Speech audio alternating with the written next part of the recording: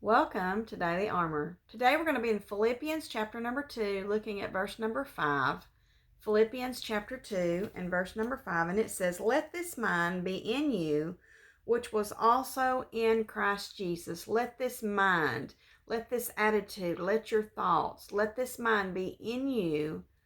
Let this mind be in you, which was also in Christ Jesus. So what is this talking about? What kind of mind do we need to have? First of all, I've really struggled with daily armors this week. I have studied so many passages and just couldn't get settled on one, and would just be looking another, and then it would seem to be it seems to be correlating with the other, and I'm still studying all these different passages, and I'm really not sure exactly when or how the Lord would want me to use them. But in saying that, I haven't had anything much to video this week, and I do. It has drove me a little bit crazy because I have wanted to have a devotion to share on video. I've been doing so many studies and have questions, even able to ask the pastor about a few things that we're kind of looking at together. So it's been nice with that. I like it when he and I are studying something together, when we're looking at it from both perspectives. He's always got something that I haven't thought of. I've got something that he hasn't thought of. And we put that together, and I love to study that way. I love to study with him. Also, as I was feeling kind of back and forth between the different passages, and I was asking the Lord this morning, and I started really asking him last night before I even went to sleep. I'm like, Lord, I have all this stuff going on in my mind. I have all these issues that are going on, and I know that you get like that too, when you have so many different things that are pulling you, and they are so important. And we have some things going on in our life right now that are really, really important, and it's exciting, and I'm excited about it, but at the same time, it is hard work.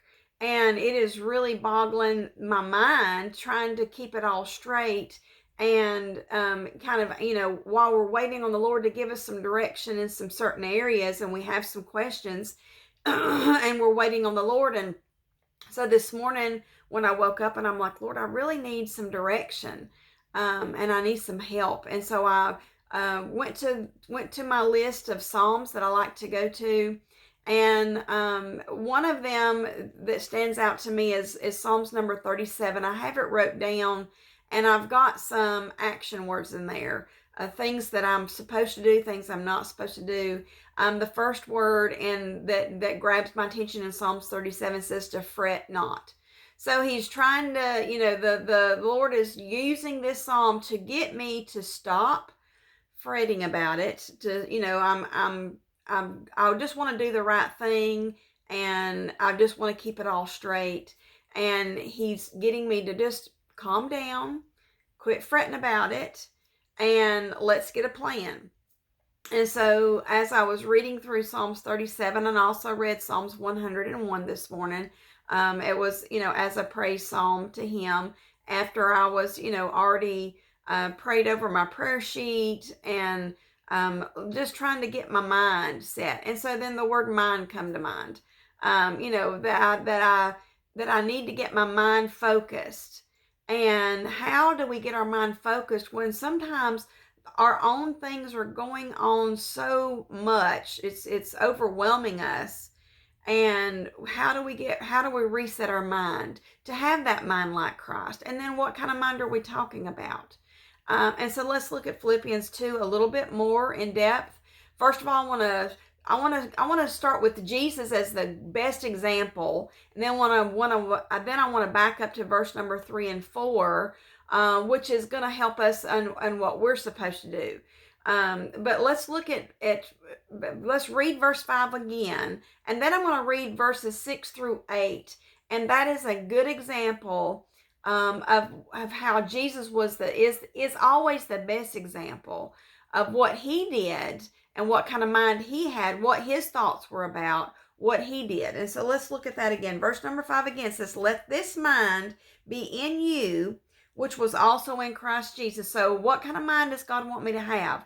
What's going to help me with all my other issues? What's going to help me keep all the other stuff straight? Where do I need to put my mind on? What do I need to be thinking about? Because all I can think about is this other stuff. Just try, because it's very important. Oh, it's so important. And it's so exciting, and it's so much, and I'm confused, and I'm wanting to figure things out, and I'm having a struggle. So how can I change what my mind's thinking about? How can I reset some things? Let's look to Jesus. Verse number 6 says, who, being in the form of God, this is Jesus, who being in the form of God, thought it not robbery to be equal with God, but made himself of no reputation, and took upon him the form of a servant, and was made in the likeness of men. So Jesus in heaven, being the Son and equal with God, steps aside from his position in heaven to leave heaven, to come to earth, to put on the clothing of a servant in the form of a man, and came here to serve.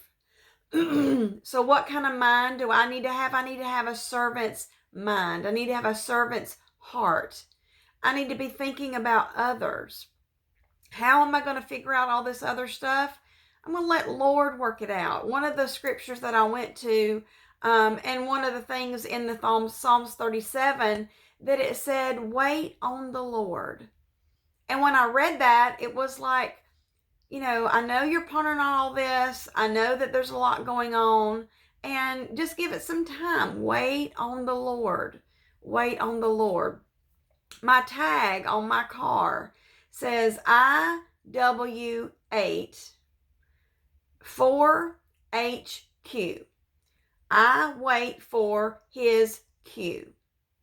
That is something that's vitally important in my life, and I'm sure that it's vitally important in your life, and it's something that I miss so many times. I get so close. I wait and wait and wait and wait, and then right before I jump too soon. It's like I used to tell Todd, I always wanted to be a drag racer. I love hitting that green light. But sometimes when you're drag racing, you're gonna jump that light, and you're gonna be disqualified. And so sometimes in my Christian life, I jump the light. Right at the last second, I jump the light and I'm disqualified. I can tell you of some different situations that where I waited for about 6 months, and right before probably God was getting ready to do something, I jumped the gun and thought, okay, now he wants me to do this. And it was like, then after I'd done it, it's already been done. When you jump the light, you can't have a do-over. You've already been disqualified. If you jump the light, you jump the light.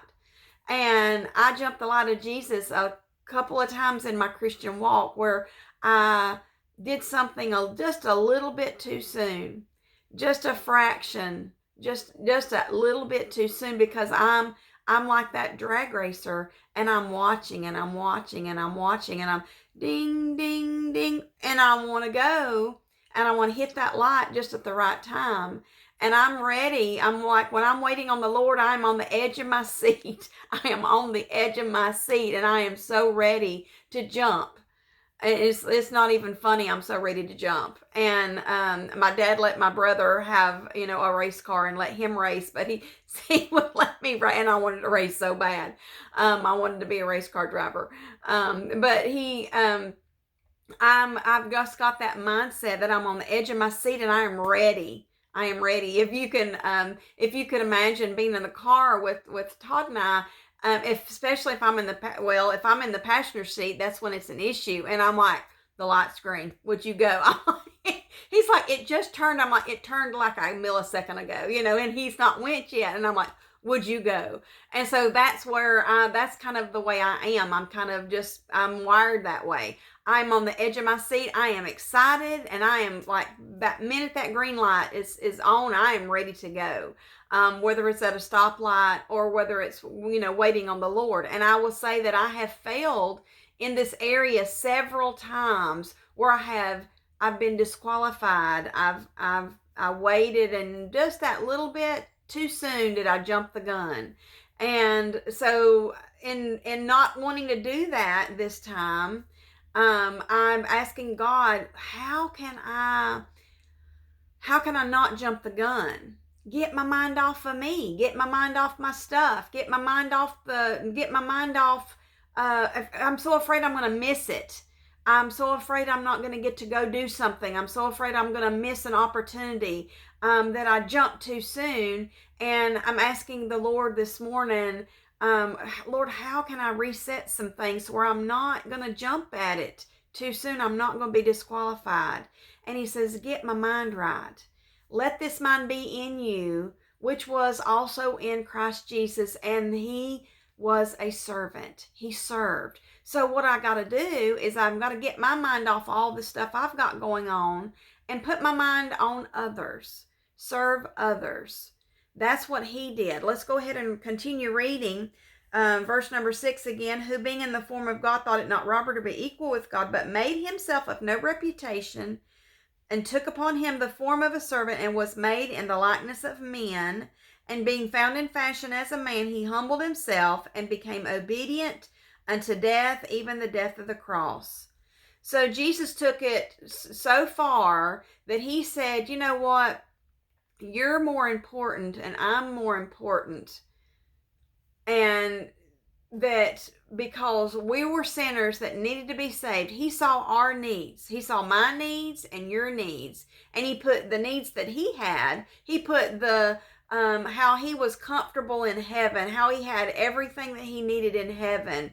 And he left that to serve. He left that to become a man so he could be the sacrifice. First of all, he had to be a man to be the sacrifice. And the sacrifice had to be perfect, and there was no man on earth ever besides Jesus that would have been that perfect sacrifice. He left heaven to come be that for me and to be that for you. And he said that was more important. And so how do we have a mind like Christ? We need to say, and I need to say that your issues are more important than my issues, that your needs are more important than my needs, that what others out there are going through, that's more important than what I'm going through, that your work is more important than my work, and that I want to help you do your work. And the Lord's gonna work out my stuff, and I'm resting in him. I'm gonna leave it, I'm leaving it in his hands. And that when it's time, that he's not going to let me miss it.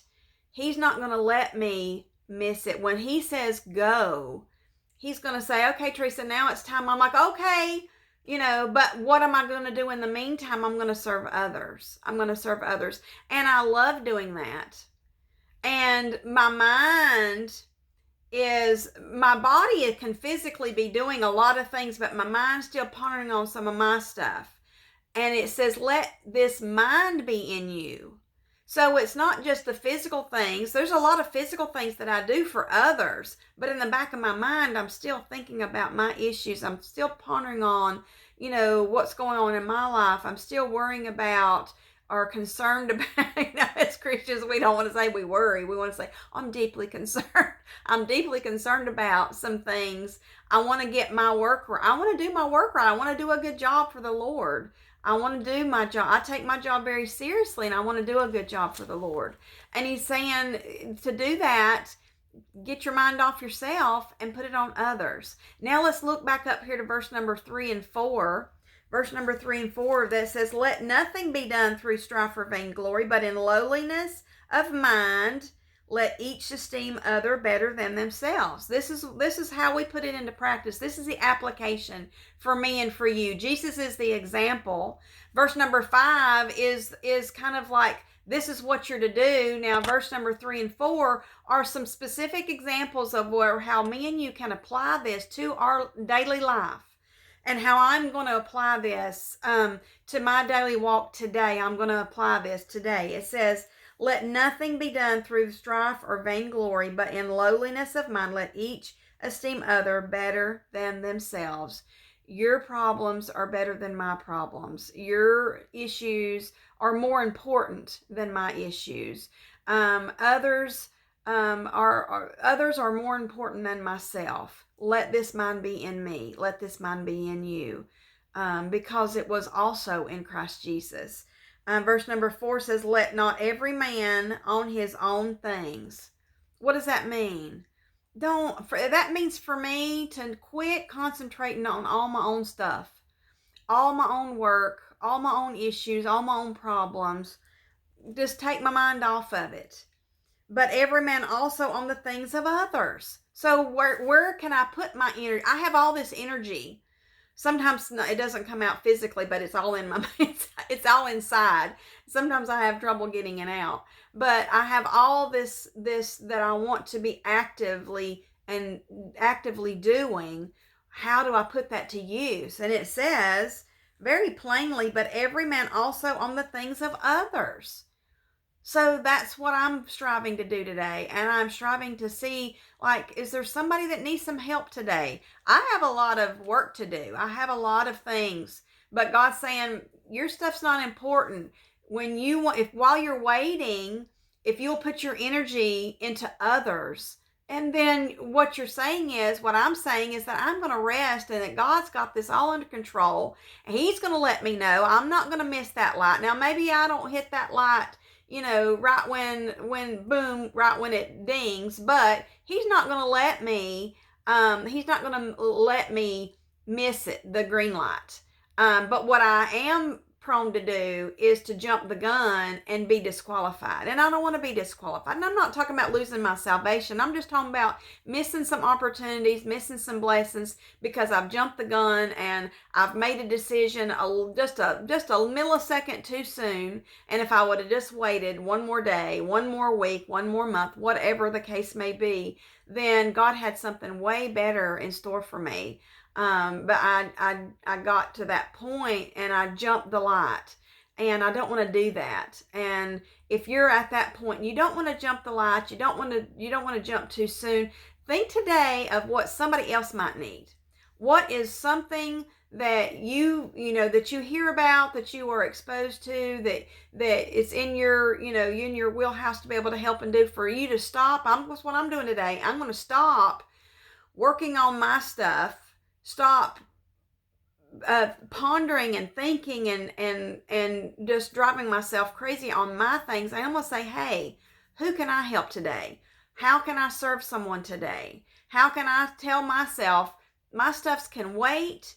My stuff is not as important because somebody else has a more important need today. And I want to be busy doing that. I want to put my mind to work on that. And that's when we were being most like Christ, because that's what He did. He left heaven to serve others, to serve me and to serve you. And He said that I was important and that you were important. He said that we were so important that He would leave the stuff He had going on in heaven. And He would say, it's important to go here. It's important to be with them. It's important to show them the light.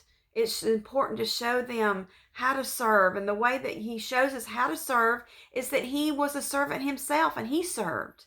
And so that's what I'm striving to do today. And that's what I hope that you'll strive to do today as well. And to serve someone and to put them before yourself. Put someone else before yourself. Thank you for joining me, and I look forward to seeing you again soon.